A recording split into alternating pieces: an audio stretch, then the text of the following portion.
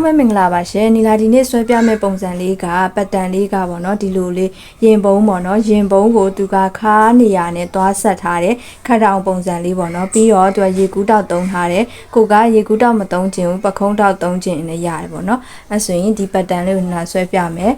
ကိုသုံးနေကြလက်မပတ်တန်ဖြစ်ဂျပန်စီယန်ထိုင်းစီယန်အကုန်လုံး basic frame ပေါ့နော်ကိုယ့်ရဲ့ basic ကတ်ကနေစပြီးတော့ပတ်တန်လေးတွေဆွဲသွားလို့ရပါတယ်ရှင်အရင်ဆုံးညီလာတို့ဂျပန်စီယန်မှာဆိုရင်တော့ level တောက်ထိုးတယ်ပေါ့နော် level တောက်ကိုညီလာတို့ကသူက level ကအရန်မပြဲဘူးဆိုတဲ့အတွက်သူ့ကို1 cm ပဲယူထားတယ်เนาะညီလာ level တောက်ကို1 cm ယူထားတယ်ရင်မုံဖြစ်တဲ့အတွက်ပတ်တန်ကိုဟိုဘက်ဒီဘက်နှစ်ချမ်းဆွဲထားမယ်အဲ့တော့ဒီ level တိုင်ရနေဒီဘက်ကိုလည်းသူကကတ်ကလေးပဲเนาะ level ရဲ့ဘေးနောက်ကတ်ကလေးပဲသုံးထားတဲ့အတွက်1 cm ပေါ့ကိုကတကယ်လို့အရန်မကတ်ချင်ဆိုရင်တော့ 1.5 cm လောက်ထိယူလို့ရတယ်ပေါ့เนาะအဲ့ဆိုရင်ဒီမှာ1 to 1.5 cm level ပေါက်ဖောက်မယ်เนาะအဲ့ဆိုရင်ဖောက်ပြီးွားရဆိုရင်ဒီဘက်ကလည်းတူတူပဲเนาะပတ်တန်ကနှစ်ချမ်းဆိုတဲ့အတွက်ဟိုဘက်ဒီဘက်တူတူပဲဒါကလည်း level တောက်က1 cm ပေါ့เนาะပြီးရင်သူကဒီ level နေရာနေဒီပေါ့နော် level မှာဖောက်တော့မယ်ဆိုတော့ရင်ကျဲရဲ့အောက်ကိုဘယ်လောက်ကျပေးမလဲဆိုတော့2 to 3 cm လောက်ထိ level လေးဖောက်ပေးမယ်เนาะဖောက်ပေးပြီးရခါမှာဒီပေါ့နော်ဒီကနေတက်ဆက်တဲ့ဆွဲချလာပြီးတော့ဒီခါနေရာမှာဒီကနေဆိုရင်5 to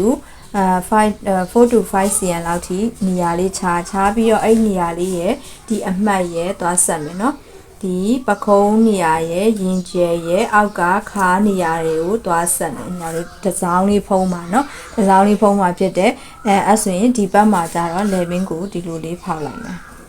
ဆွဲချလိုက်မယ်ပြီးတော့အောက်မှာကခတ်တောင်ပေါ့เนาะခတ်တောင်ပုံစံဖြစ်တဲ့အဲ့တော့ပုံစံဖြစ်တဲ့အတွက်ဒီအောက်ကိုညီလာတို့ကဘယ်လောက်ချပလိမ့်မယ်ဆိုတော့7 to 8 cm လောက်ထိခါအရှိပေါ့เนาะယူပေးလို့ရတယ်ခတ်တောင်အရှိယူပေးမယ်ယူပေးပြီးရခါမှာလူပေးပြရခါမှာသူကပေါ့နော်ဒီခတ်တောင်မှာသူကဒီပေါ့နော်ဘေးဘက်ကလေးပဲကားထားတာเนาะဘေးဘက်ကလေးပဲကားထားတဲ့အတွက်နောက်ဒီနေရာကနေဒီဘက်ကိုဘယ်လောက်ကားမလဲဆိုတော့8 to 10 cm လောက်ထိကားပေးမယ်ကားခွဲကားပေးရမှာပေါ့နော်ဒီဘက်ဘေးကို8 to 10 cm လောက်ကားပေးမယ်ကားပေးပြီးတော့ဒါလေးနဲ့ဝိုက်မယ်ဝိုက်တဲ့အချိန်မှာသူကပေါ့နော်ဒီအောက်မှာအချွန်လေးပေါ့နော်ဒီအဖုံးကလည်းဒီအောက်ဒီပေါ့နော်ဒီအလဲဆန်တာမြင်းကနေပြီးတော့အောက်ကိုဒီလိုလေးတဲပေါ့နော်တဲစီကိုဆွဲလာမယ်ဒါကတော့အပေါ်ကညီလာတို့ထောက်ပေါ့နော်ထောက်ဖြစ်တဲ့အဲ့တော့ဒီအောက်ကိုဘယ်လောက်ထိကျပေးမလဲဆိုတော့3 cm လောက်ထိကျပေးပြီးရခါမှာဒီနေရာနဲ့သွားဆက်မယ်3 cm လောက်ဒါမဟုတ်3 to 5 cm လောက်ဆက်ပြီးတော့ဒီအချွန်နဲ့သွားဆက်မယ်ပြီးရခါမှာဒီနေရာလေးကိုသူကဒီဘက်ဘေးကိုကားထားတဲ့နေရာနဲ့သွားပြီးတော့ဆက်ပေးမယ်เนาะသွားပြီးတော့အချွန်လေးဆက်ပေးမယ်အဲ့ဆိုရင်ဒီဘက်အဖုံးကအဲ့လိုမျိုးလေးပေါ့เนาะဒီအလဲဆန်တာကနေပြီးတော့ဒီအောက်ကိုကြောင်စောနာလိုမျိုးဒီဘက်ကလိုမျိုးပဲပေါ့เนาะယူထားမယ်သူကိုလည်းဒီဘက်ကိုဘယ်လောက်ထုတ်ပေးရမလဲဆိုတော့8 to 10 cm လောက်လုပ်ပေးမယ်เนาะကားပေးမယ်ဘေးကိုကားပေးမယ်ကားပေးပြီးရခါမှာသူ့ကိုလည်းဒီနေရာနဲ့သွားဆက်မယ်ဒီဘက်ကဒီဘက်ချမ်းအတိုင်းပဲပေါ့เนาะဒီပေါ့เนาะပတ်တန်တစ်ချမ်းကိုပဲယူလိုက်လို့ရတယ်เนาะဒီမှာဒီနေရာလေးနဲ့သွားဆက်မယ်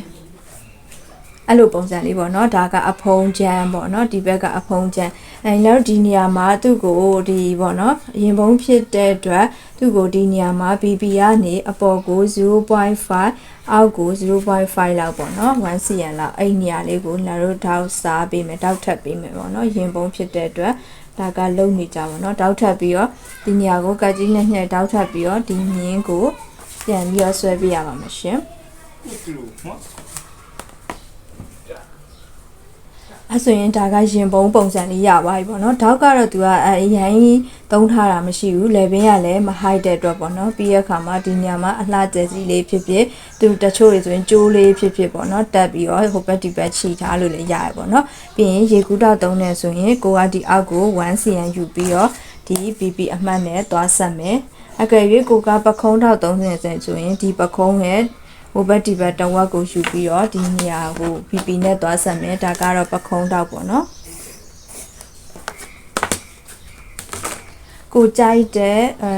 ပခုံးတောက်ဖြစ်ဖြစ်ရေကူးတောက်ဖြစ်ဖြစ်ဆိုရင်လာတို့ဒီပေါ့နော်နောက်ချမ်းအောင်ဆက်ဆွဲမယ်နောက်ချမ်းကတော့ရိုးရိုးလေးပါပဲရှေ့မှာ level ကိုဘယ်လောက်ယူထားလဲ1 to 1.5 cm ယူမယ်ပြီးရင်ဒီအောက်ကိုနည်းနည်းလေးချရင်လည်းရတယ်မချဘဲနဲ့ကွက်တီယူလည်းရတယ်ပေါ့နော်ကွက်တီယူလိုက်လည်းရတယ်ပေါ့နော်အဲ့တော့ကွက်တီယူလိုက်မယ်ခါနေရမှာတော့ထုံးစံတိုင်း1 cm ကြောစားပေးထားတယ်ပေါ့နော်ဒါကနောက်ချမ်းပေါ့နော်ပြီးရင် level နေရာနဲ့1 cm နဲ့တွားဆက်မယ်လက်ကကြတော့ရိုးရိုးလက်ကလေးပဲเนาะရိုးလက်ကလေးပဲဖြစ်တဲ့အတွက်အရင်မပြောတော့ဘူးပေါ့เนาะလက်ကတော့ရိုးရိုးကိုယ်ရဲ့လက်ပတ်တန်လေးဆွဲပြီးတော့တွဲလိုက်ရုံပဲပေါ့เนาะအဲ့ဆိုဒီနေရာမှာဒါကကြအဖုံးချမ်းအတွက်ပေါ့เนาะအဖုံးချမ်းအတွက်ကကြ F1 ဒီရေကူးတောင်းနှစ်ခုအတွက်က F2 ဒီဘက်မှာအခန့်ချမ်းရှိသေးတယ်เนาะဒီမှာအခန့်ချမ်းလေးတစ်ခုရှိရဲ့အဲ့အခန့်ချမ်းကိုကြ S3 ပေါ့เนาะအပိုင်းက3ပိုင်းထွက်သွားမယ်ပြီးရင်တစ်ချက်လောက်ကမှဒီပေါ့နော်ခက်တောင်ဖြစ်တဲ့အတွက်ဒီနေရာလေးကိုကားပေးရမယ်เนาะကားပေးရမယ်ကိုကဒီအပေါ်ကိုနည်းနည်းလေး white ကလေးသူ့လိုလေးတက်ချင်တယ်ဆိုရင်အပေါ်ဘလောက်လောက်တက်ပေးမယ်ဆို1 cm လောက်တက်ပေးပါတက်ပေးပြီးတော့ဒီနေရာလေးနဲ့ဒီလို white ကလေးပြန် white လည်းရတယ်เนาะအပေါ်လေးကို white ပြီးတော့ပြန် white ပေးလည်းရပါတယ်ရှင်အဲ့ဆိုရင်နီလာဆွဲပြတဲ့ပတ်တန်လေးကမတိသေးတဲ့သူတွေအတွက်အကျိုးရှိမယ်လို့မျှော်လင့်ပါတယ်ရှင်ကောင်းသောနေ့လေးဖြစ်ပါစေเนาะကျေးဇူးတင်ပါတယ်ရှင်